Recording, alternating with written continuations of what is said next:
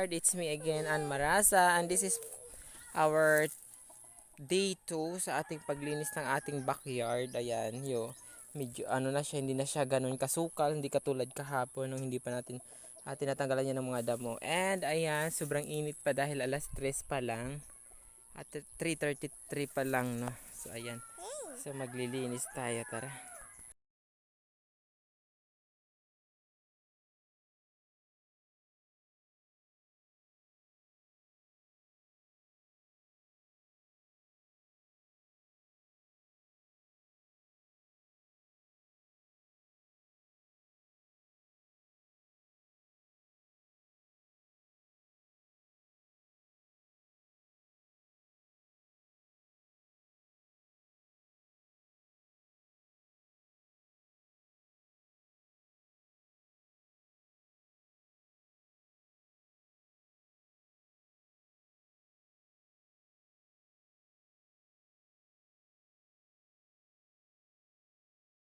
Guys, so mabilis lang tayo naglinis ng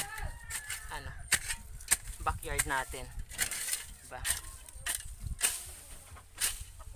Tapos taniman natin dito ng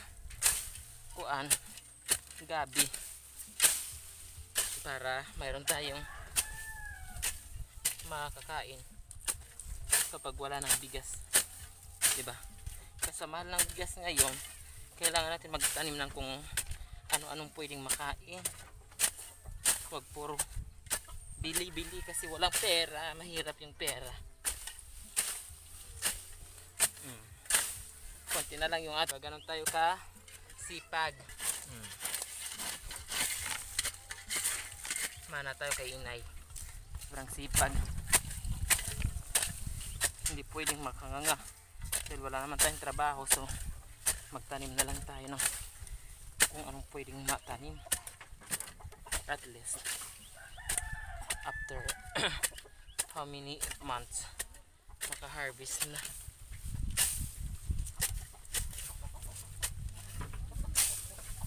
Diba, malinis na. So hanggang dito lang muna, guys. Malinis na.